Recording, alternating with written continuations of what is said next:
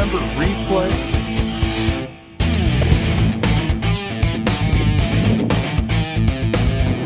We've already seen what happens when Israel and Iran confront each other directly, and something became very clear there. When tension rises to a strategic level, the first place where the advantage is decided is in the air. So, the question today isn't whether Israel can do it, because they've already proven their capability. The real question is, what makes the Israeli Air Force so powerful? And why? Even though it's not the largest, many consider it one of the best prepared in the world. Why do so many countries in the region avoid at all costs a confrontation with the Air Force of the tiny Jewish state? In modern warfare, control belongs not to the loudest, but to whoever dominates the sky. Israel doesn't have the largest air force in the world, not even close, but still, time and again, the Israeli Air Force is talked about as one of the most prepared and effective. So, today we're going to answer what really matters, without fanaticism, without propaganda, and with facts. What does Israel have in the air? Exactly how many fighter jets are there? Which ones are they? What is each one used for? And what real limitations does this force have? If things get more complicated, I promise by the end of this video you'll understand why the Israeli Air Force may seem bigger than it actually is, and why in this region that difference is not just a detail, it's about survival.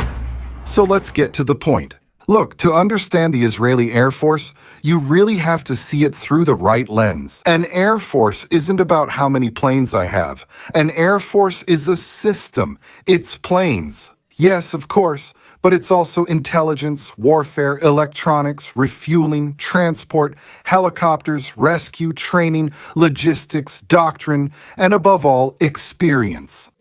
And the central point about Israel is this: it's a small nation. It doesn't have strategic depth. Here, mistakes are costly and dealt with swiftly. That's why the Israeli Air Force is not an accessory, nor is it meant for military parades. Every year. 4. In practice, it's one of the country's life insurance policies. Now, when we talk about hard data, to be honest, Israel doesn't publish everything. There are things that are classified, obviously, but there are open figures and estimates that let us get a sense of what we're talking about.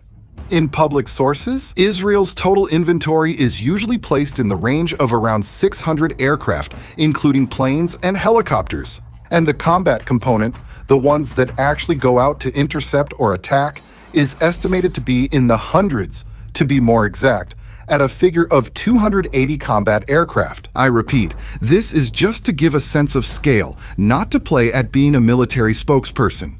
That being said, the heart of Israeli air power today can be understood as a toolbox. If you remember this idea, you've already understood half of the video. We have F-35S. They're the silent scalpel, the sensor that opens the way, then the F-15S, the heavy hammer, the payload, the range, the power. And then there are the F-16S, the day-to-day worker, versatile and quick to deploy. Let's take a closer look at each one in detail. We have the F-35, known here in Israel as the Adir. Here we're talking about the most modern, specialized, and strategic platform that Israel and the world have. I like to explain the F-35S with a simple phrase. It's not just a plane, it's information flying. Because the F-35S don't just see, they fuse information. They take data from sensors, radars, infrared, electronic warfare. All of this is combined and gives military intelligence a clear picture. And then it's shared. Sometimes people think the magic is being invisible, and stealth already helps with that. Of course, the real superpower is that an F-35 becomes the conductor of an orchestra in flight. It goes in, observes, marks targets, and can make its teammates able to fire from much farther away. That, in a scenario with dense defenses, changes the rules of the game. Now, to put some numbers on the table, in recent open reports, it has been mentioned that Israel has already reached 48 F-35s, and the plan is to increase that number to 75 in the coming years. What does that mean? In practice, it means consolidating several operational squadrons with maintenance rotation and always having aircraft available. Because the big challenge with the F-35 is not just buying it, it's keeping it ready. And here comes something very Israeli: the obsession with availability in real war. It's no use having the perfect plane, if it's in the hangar waiting for a spare part. Now, there's another interesting layer to the Israeli case. Israel has historically sought to integrate its own systems, adapt emission software, and put its own very characteristic stamp on things. And now, in our modern times, AI has become an essential component that is driving not only Israel as a country, but has also been concentrated precisely throughout its entire military structure. And they are equipping, like no other fleet, all their planes and their entire air force with artificial intelligence, which further increases their power. In other words, the plane may be of American origin, but Israel tries to make sure the operational brain is as aligned as possible with its needs, integrating its own Israeli technology. And that in the Middle East is worth gold, because it's not the same as flying in a theater working calmly. Flying in a region where every enemy system, every radar, every battery becomes a real variable. Now, if the F-35 is the precision scalpel, Israel also needs hammers, and that's where the F-15s come in. To many people, saying F-15 sounds old, it sounds obsolete, but be careful. The F-15, especially in modern versions, is still a beast. Why? For two things that matter more in war than in marketing: payload and range. The F-15 can carry more weapons, more fuel, more sensors. Literally, it's a war truck in the air, and that's crucial if we're talking about long-range scenarios. In public reports, an agreement was announced to acquire 25 advanced F-15IA aircraft with an option to expand to another 25, and with deliveries that have been mentioned, around 2031 in batches of 4 to 6 per year. This is important for a simple reason. Israel is not betting everything on a single aircraft. Israel is building a comprehensive package. The F-35 can go in first, pave the way, confuse, gather information, and mark targets behind, while the F-15 can carry a heavy load. That combination is what many countries would like to have. Now, the third main player. The Israeli F-16s, which are the workhorse of the day, are not the newest planes, but they are versatile and reliable. And in Israel, many F-16s are not the standard models. They have been modified, adapted, and integrated with systems and weapons from Israel's own industry, which is already very advanced. And that gives them a much longer strategic lifespan than their counterparts in the armed forces of other countries. The Israeli F-16s are the ones that do most of the work. They constantly patrol the Israeli skies every day. They have a very fast response level, with a wide range of precision and support missions. So, if you keep a mental image of everything we've said, the F-35 opens doors, the F-15 hits hard, and the F-16 sustains and keeps up the pace. But there's a very important point to keep in mind. An Air Force isn't valuable for what it has on paper, but for what it can sustain in a week of real war. And here Israel has an advantage that's unmatched in practice.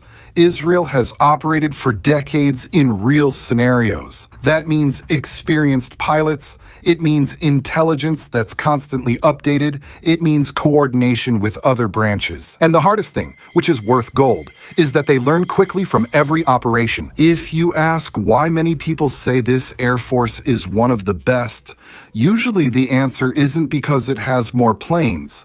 It's because it has a real combat culture, and that culture is evident in something very specific. Combat cycle. They plan, execute, evaluate, correct, adapt, and then execute the whole cycle again over and over, all in short periods of time, and that pace creates a huge advantage. Now, something strategically very important for this channel. If you enjoy this analysis, subscribe and turn on notifications to know when I upload new videos. Alright, now let's talk about a key component that can decide any war: air logistics, especially aerial refueling. Because for long-range operations, you can have the best fighter jet on the planet, but if you don't have fuel in the air, you have nothing. Israel has historically operated tankers based on modified Boeing 707E sec. They've served for years, they've done the job, but they're getting old now. That's why Israel is modernizing that capability by purchasing modern tankers, with a public plan aiming for a fleet of several KC-46. Why is this so critical? Because with a scenario like Iran, just getting there is enough. You need margin, you need flexibility, the ability to change routes, to sustain the attack on enemy territory, and you need to be able to return if the plan changes. The fuel tank in a long-range conflict is almost as important as the missile. Now, let's talk about the brain, intelligence. The Israeli Air Force does not operate blindly.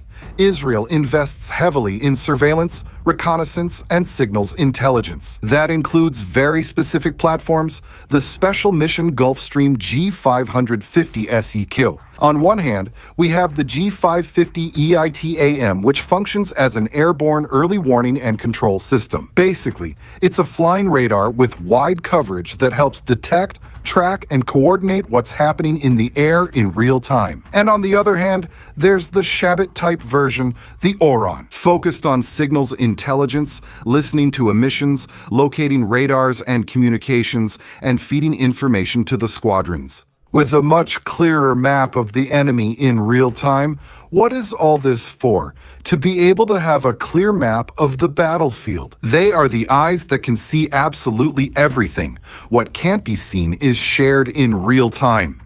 The entire fleet of fighter jets attacking in the air at that moment. This plane is a true masterpiece of espionage engineering. From the outside, you might see it as just another plane. It has some features that make it look a bit strange, but inside, it's an impressive strategic and communication system. It can detect which radar was turned on, which battery changed position, and which frequency appeared. And that, in a complex theater, defines decisions in an instant. All right, now let's add to all this the drones. Israel has a strong tradition in drones, and it's not clear how many it has, since the exact number is not published. But what is clear from open sources is that Israel operates several squadrons and maintains a 24/7 pace with drones in the air practically all the time. Now, to make this clear, let's talk about what they are and what they're used for. We have the Hermes 450. The SIG is the long-endurance tactical drone. Its typical job is surveillance, reconnaissance, and target tracking. It also serves as a communications relay when needed. Then we have the Hermes 900, the Cohab, the Star. Consider this the big brother, offering greater autonomy and payload. It's used for intelligence, surveillance, and reconnaissance on a larger scale, for prolonged tracking and missions where more sensors and more time are needed. Above, we have the Heron, the Cheval, which is very important in the fleet. It is used for long patrols, wide surveillance, and sustained missions, where the key is to spend hours and hours watching the same area without getting tired. Then we have the Heron, TP. The E-10. This is the heavy high-performance category. It is used for long-range missions, great autonomy, much more robust sensors, and strategic tasks, where you need an eye that can operate far away and for a very long time. And apart from all these colossal drones, Israel also operates much smaller drones for units and close fronts, like the Skylark-type family. Recently, new platforms like the Spark-type have emerged, fitting between small and very small.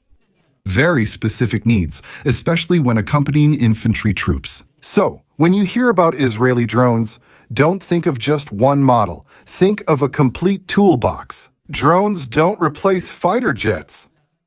Obviously, what they do is multiply the effectiveness of the entire Air Force because they reduce uncertainty, maintain constant surveillance, and give the pilot fresher information before entering a hot zone. The key point is that each surveillance drone lowers pilot risk, and in Israel, pilots are a vital resource. Now let's move on to the powerful Israeli attack fleet, and it's not the planes, it's the helicopters, because the fighter jet is the one that dominates the sky. Yes, of course, but the helicopter is the one that goes where no one else wants to go. Israel operates helicopters in three very clear roles: attack, tactical transport, and heavy lift. First, the attack ones, the H-64s, the famous ones. Apache. In Israel, the Apache is known by two names, Piton and El Seraf. What do? They are the classic platforms for close support, accompanying ground forces, striking specific targets, operating at night, and providing cover when the situation is very close. Very fast and very dangerous. Its advantage is not just the cannon, the missiles, and the incredible firepower it handles. It's the combination of sensors, night operations, and the fact that they can maintain pressure on a point while the rest of the force moves. And in Israel, the Apaches aren't just for show. They've flown real missions for years on different fronts, and that experience matters when everything turns to chaos. In the last 2 years of sustained war on multiple fronts, Apaches haven't had any break at all. This translates into a highly experienced group of pilots, sought after by any modern air force. Then we have the tactical transport helicopters, the utility helicopter 60, the famous Black Hawk, known here as the Yanshuf. These are the ones you see when there are force insertions and extractions, medical evacuations, rapid personnel transfers, and rescue transport missions. They're not the most eye-catching, but they're among the most used because they connect air and ground effectively and directly. And third, we have the heavy muscle, the brute force, the CH-53 Yassur. This helicopter has been Israel's big truck for decades. Moving heavy loads, getting people out of hot zones, supporting special forces, and carrying out missions that require power and endurance. And here is where the future comes in. The process of replacing this fleet with the CH-53K is already underway, which in Israel is known as the pair. The idea is simple: to maintain heavy lifting capability, but with a new generation of helicopters, more modern and adapted to very specific Israeli requirements. So, when you talk about the Israeli Air Force as a system, do you see it clearly here? The fighter jets open and control, drones keep constant eyes. The helicopters do the work that is closer, providing direct support to the troops on the ground and often the riskiest. So, the idea is simple. It's not just the air power of fighter jets and helicopters. It's planes, helicopters, plus information, more weapons, more tactics. That's an air force. All right, now let's get down to earth. What are the real limitations? First, size. Israel can't afford large losses. Every plane counts, every pilot counts. Second, distance. Enemies like Iran or Yemen aren't just around the corner. That requires logistics, planning, in-flight refueling, routes, and contingencies. Third, multiple fronts. Israel can't focus on just one point while looking far away. It also has to watch what's close by. It's simply surrounded by enemies. And fourth, dependence on international supply chains. Israel has a strong industry, of course, but many key platforms come from the United States. That involves spare parts, cooperation, and political decisions. The Israeli Air Force usually starts with an advantage: experience, integration, and pace. Israel, out of necessity, developed a very aggressive culture of precision, speed, and constant learning. Here, they operate, evaluate, correct, and operate again. That creates an asymmetric advantage because at the end of the day, the Air Force is not an aircraft museum. It's a living system. Now, something important. Sometimes people say Israel has the best air force in the world, and I wouldn't say that as an absolute. There are air forces with strategic capabilities that Israel simply doesn't have. The United States, for example, has strategic bombers, gigantic fleets, global bases.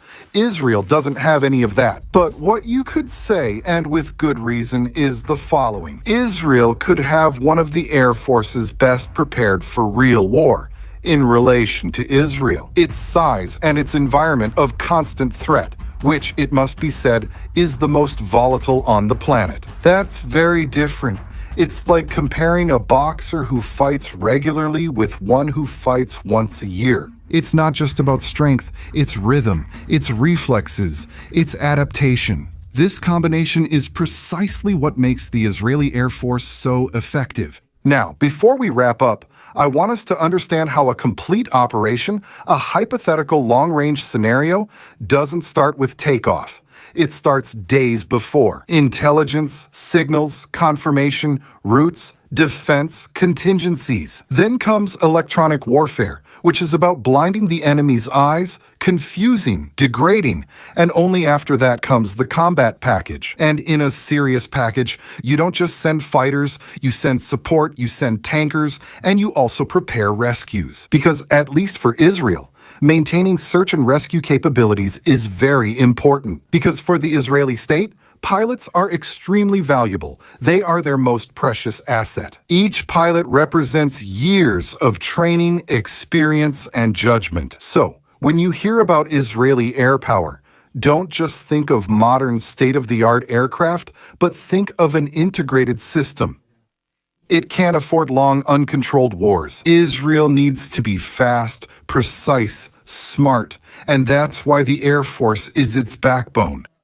It's not just a symbol, it's a tool for survival. So, the question that remains, and I want to share it with you, I want to leave it with you, is, what weighs more in a major conflict?